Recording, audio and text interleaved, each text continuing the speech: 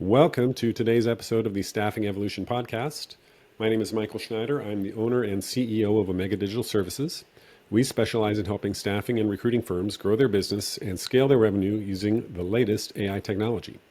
On this podcast, we dive into the business of staffing and recruiting and learn about cutting-edge strategies that successful staffing and recruiting firms use to grow their business today. So if you want to learn about how to take your staffing or recruiting firm to the next level, stick around. And if you're interested in a free growth consultation, drop the word growth in the comments or DMs or hit me up on LinkedIn. My guest today is the handsome and talented Douglas Wetzel, CEO of Ashton North out of Northern Illinois.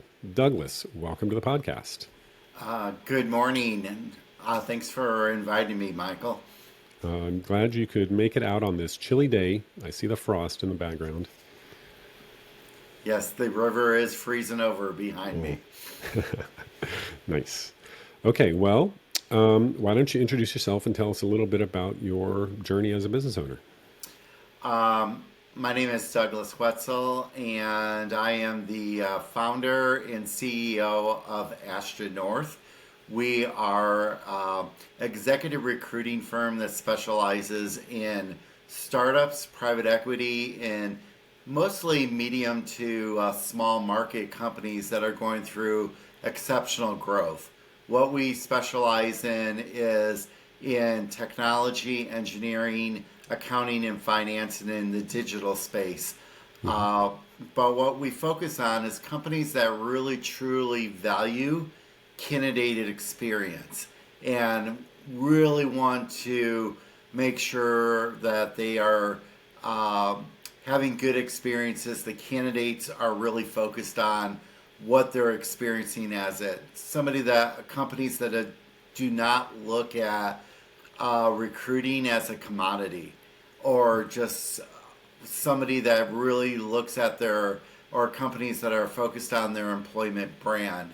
They're also usually going through large growth, and we help them with executives or even very key, what you call strategic hires, all the way from maybe middle management or product managers to very key roles in the organization that might not be management type. We don't really get involved with transactional roles. Like, you wouldn't be a company that call us and say, hey Doug, could you go recruit us 15 call center people, or could you go find us, we need 7 help desk people. Could we do it? Yes, but that is not what people kind of reach out to us and have us work on. We do a lot of we like to almost call it the purple squirrels with pink polka dots, type of roles there. Is what our focus Unicorns. is. The unicorns. Yes. Yeah. Would you say what I heard your core offering is really focusing on companies that are high growth, that focus on an exceptional customer or candidate experience and are looking for strategic hires and highly skilled hires. That is correct there. Like I said, we do almost everything except for we will not get involved with recruiting for legal, but almost any other those very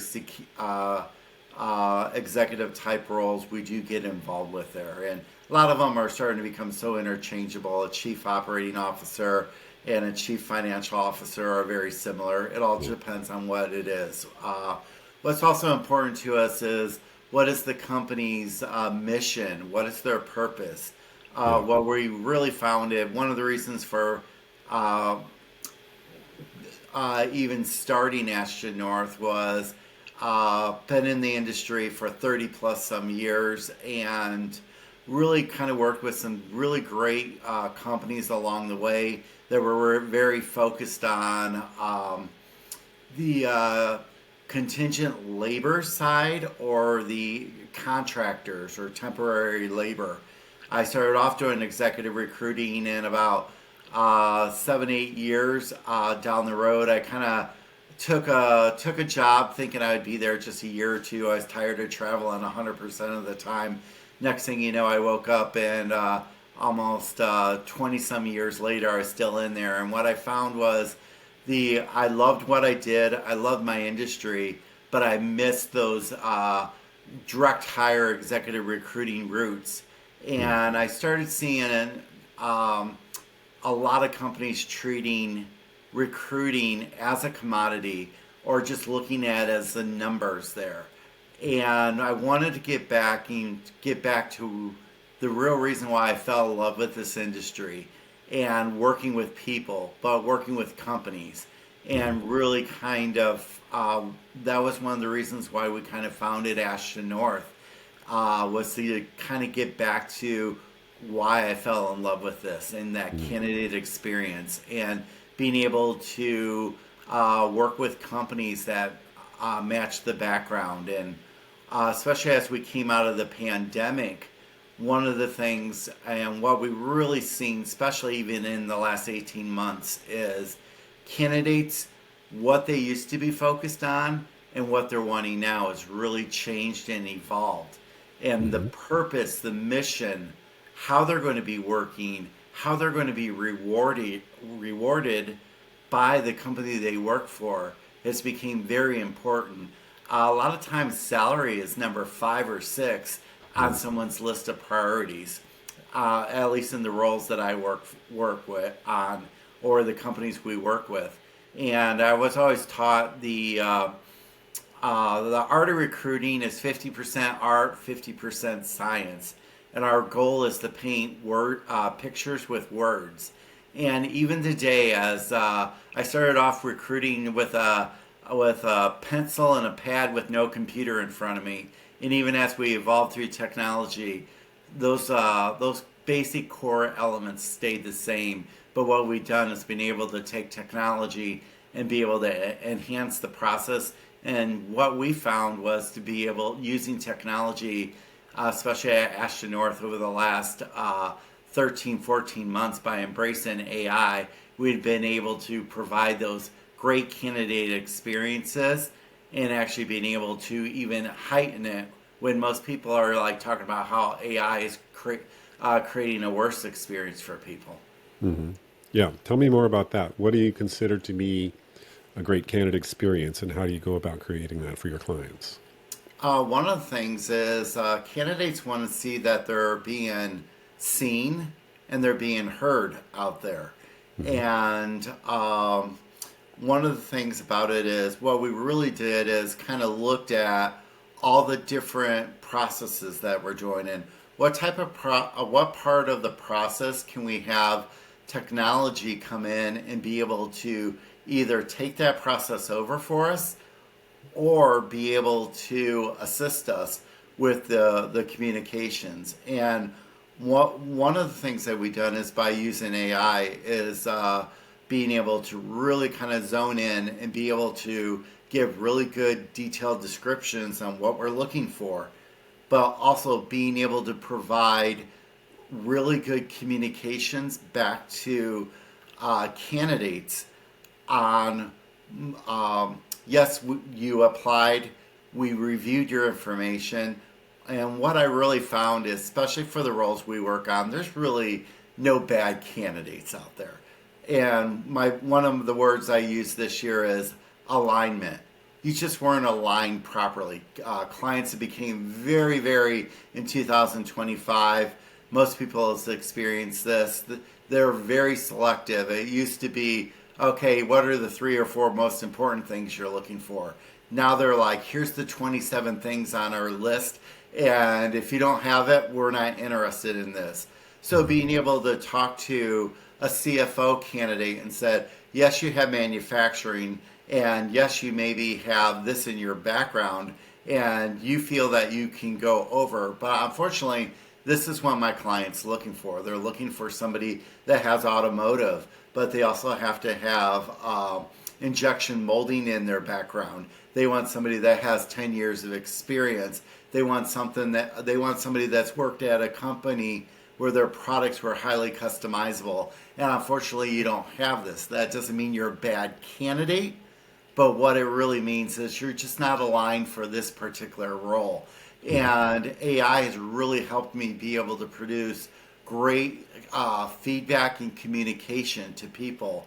Actually did a study over what we've done around this in over a 45-day period. Out of sending out the what everyone calls the thanks but no thanks emails. This is people I didn't even interview.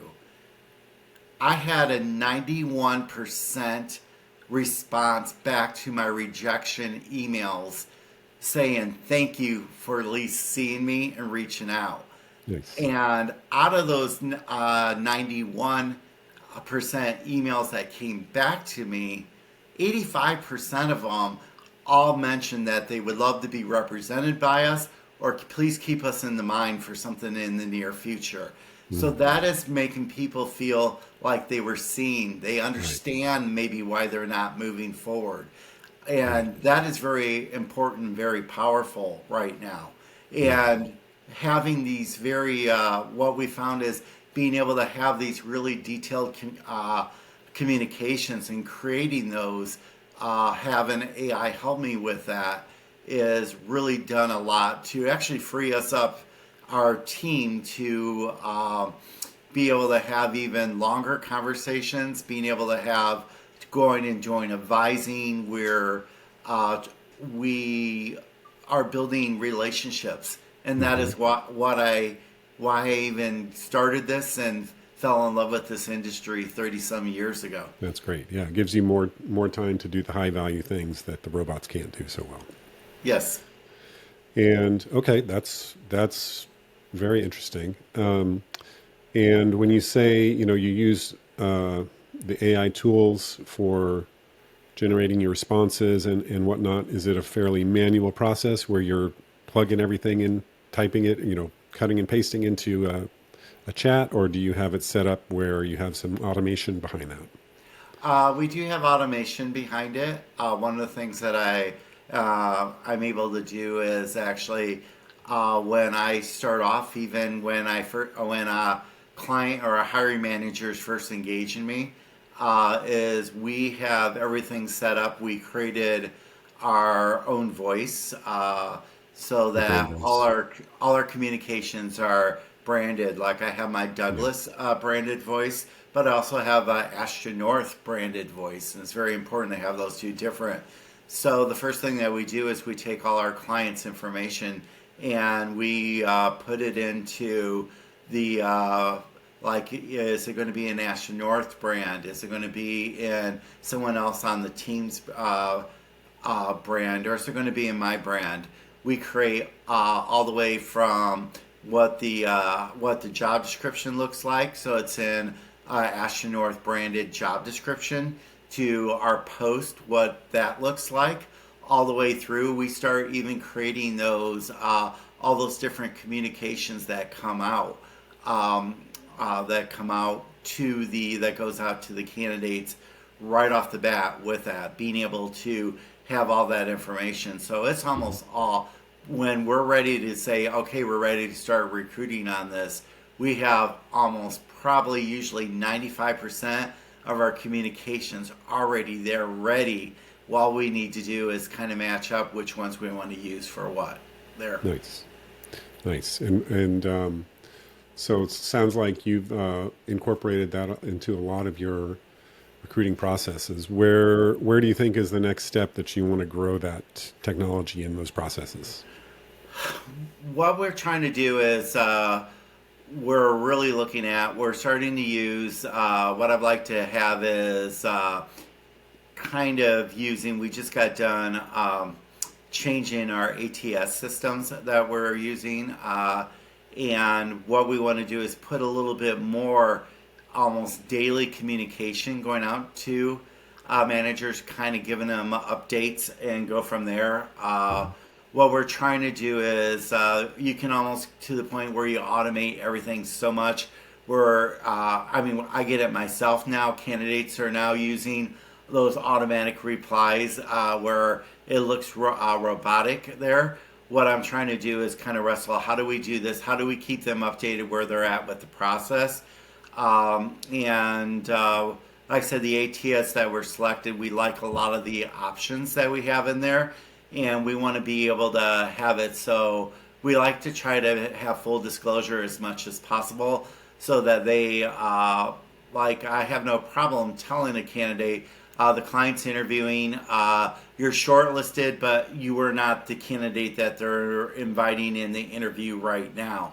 And what we want to be able to do is there's ways for us to be able to have those type of communications, but also we want to keep people informed, but we also want to make them feel like there's a human on the other side of this there too, just not sending out emails or text messages with that. So that's what we're kind of looking at. And right now we're doing a lot of researching. I'm interviewing a lot of, we do a lot with private equity and founders. And one of the things I went out, started searching for content for a lot of candidates. Like if they're working with like maybe a Fortune 500, I would love to do private equity.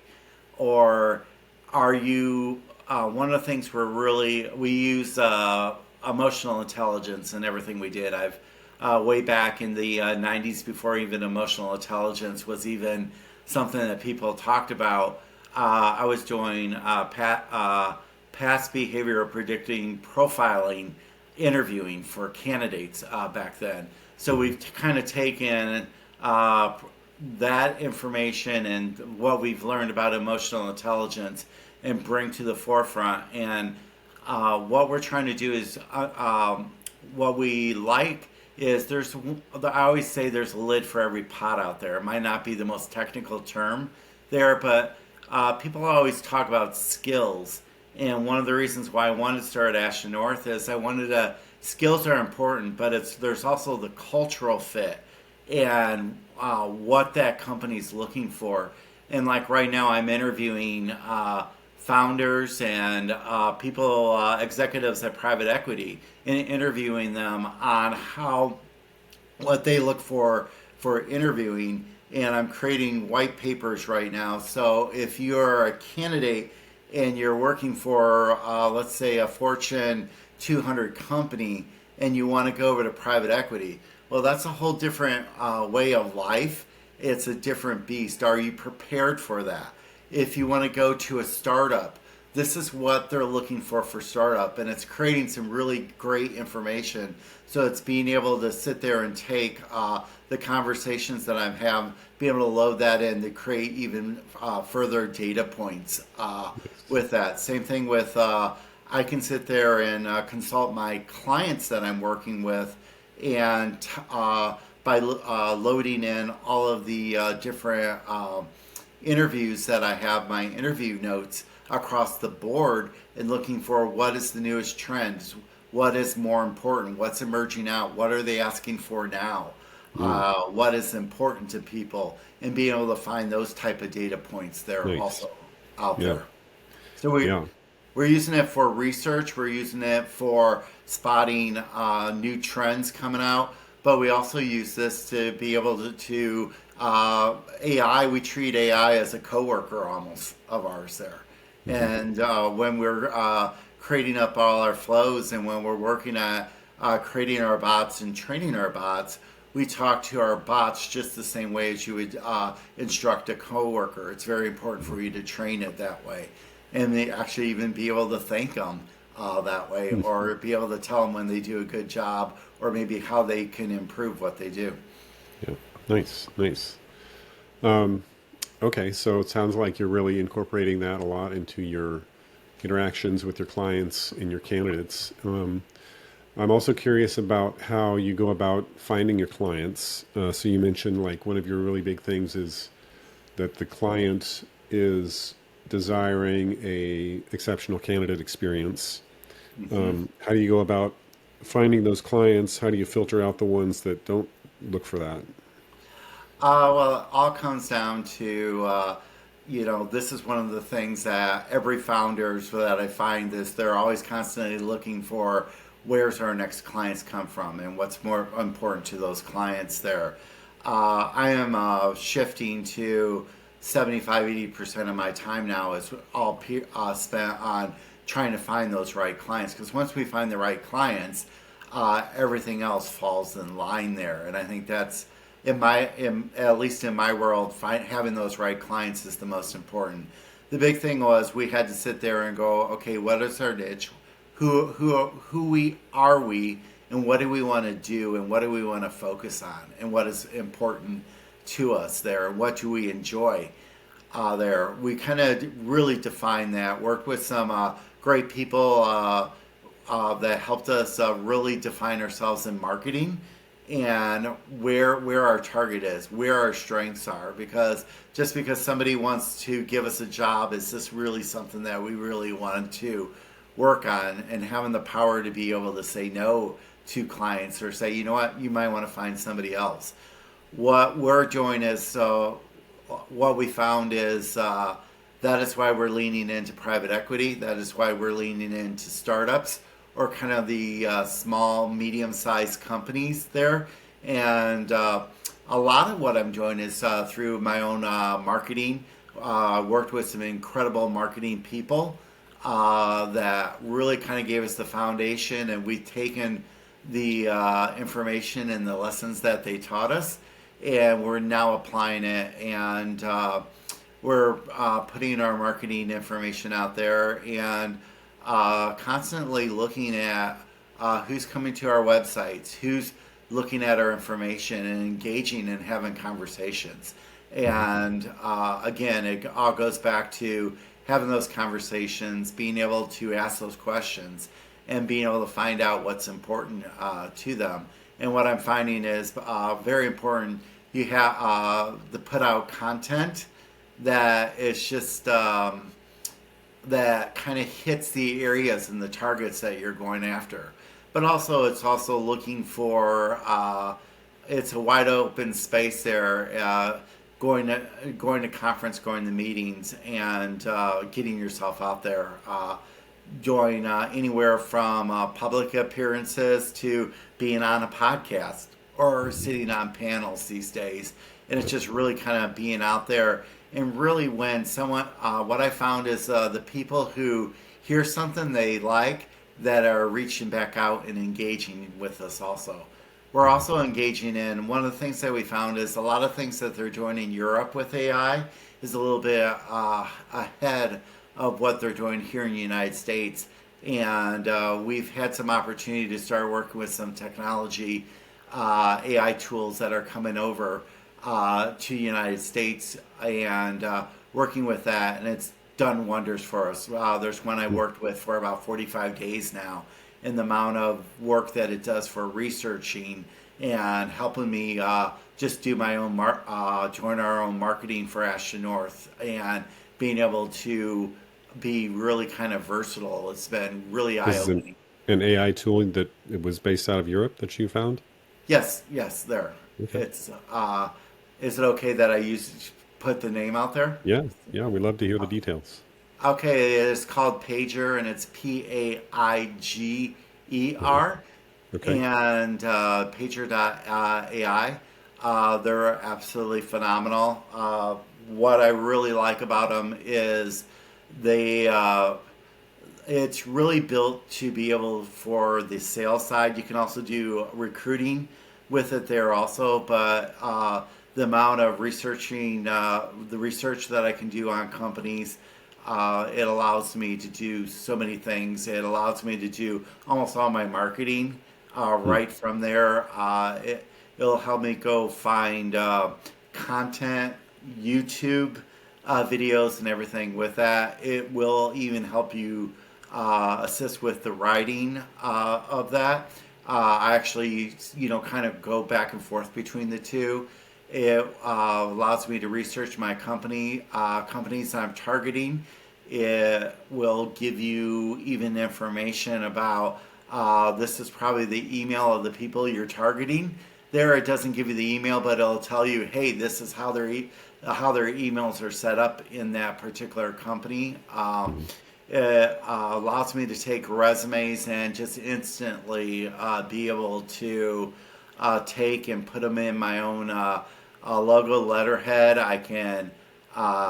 There's about 3 or 4 different ways they can take and rearrange the resume. It's all there right at my fingertips for my team there, and we can sit there and market candidates out. You can take a candidate and it'll go out and search for jobs that are out there in the universe that we might want to even market our candidates to out there.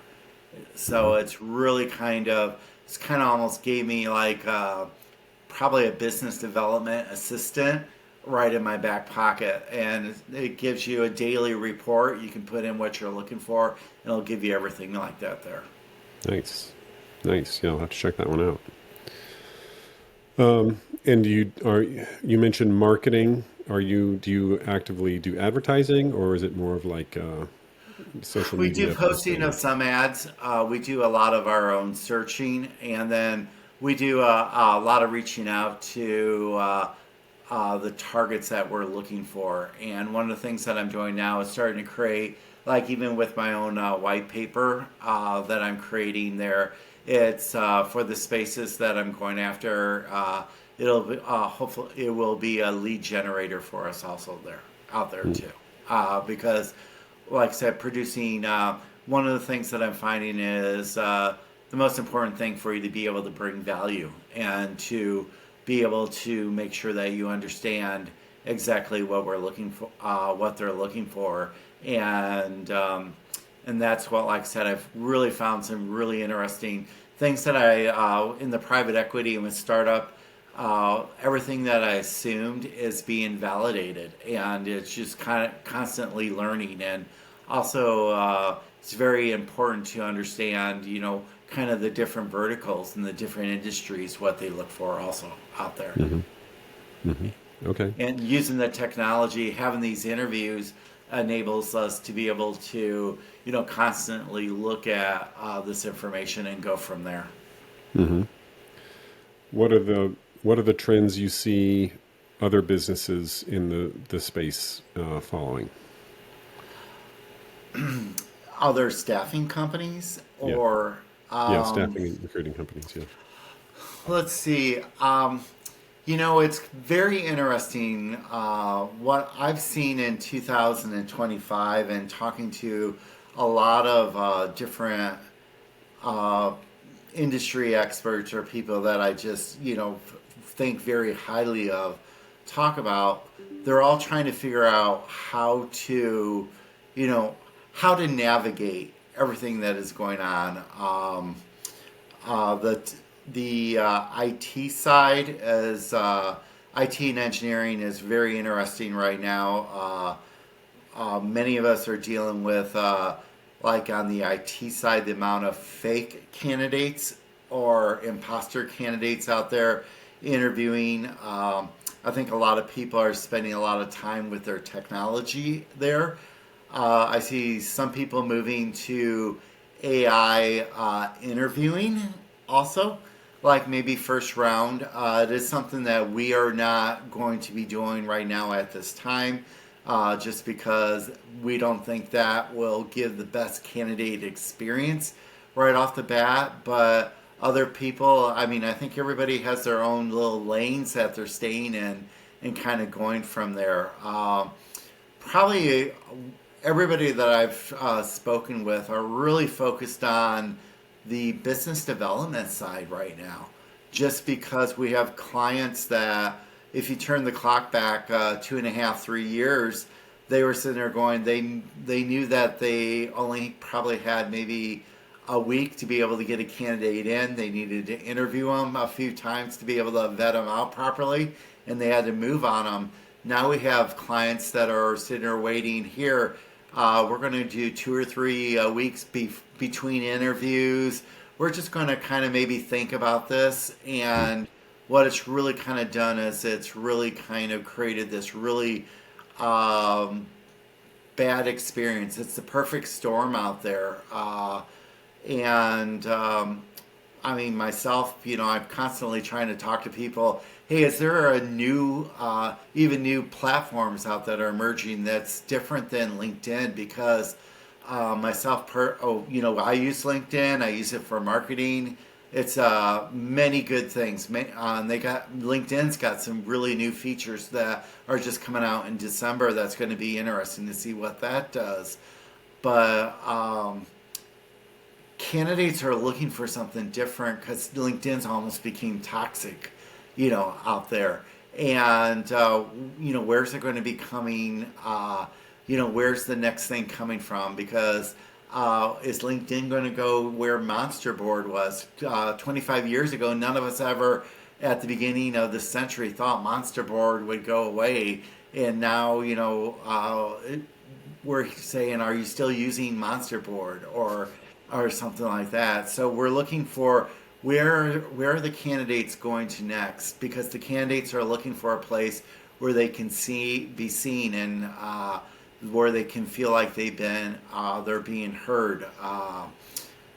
Probably some of the people I'm talking to is really focused, and I talk to a lot of people that have the same point of view as mine, as how do we give candidates this different experience? And a lot of people that I work with are very, I see, we talk to so many people that are mid-career that are going, what do we do next? I can't even see people are not even seeing my resume or being applied. And, that's what we're looking at. Probably the trend is whoever can come up with the best solutions to make candidates feel heard, but also make clients feel that they are getting their value out there also there too.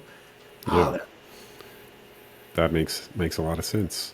Um, okay, that is very interesting. I think that's a good place to wrap it up. I just have one final question for you. If anybody wants to get in touch with Doug or with Ashton North, how can they do so? First of all, you can always reach out and call me, 262-212-7507. Email me at douglas@ashtonnorth.net. Or you can go to our website, which is ashtonnorth.net. We're also out on LinkedIn. Also, it's underneath Douglas Wetzel. There, you can call me Doug or Douglas. I won't get offended either way. But please reach out and follow me there. I would love to have conversations with anybody out there. We're all in one big community. The more we can help each other and assist, it's a multi-billion-dollar industry. Let's all help each other grow. Yeah, awesome. Okay, well, Douglas, thank you so much for being on the podcast.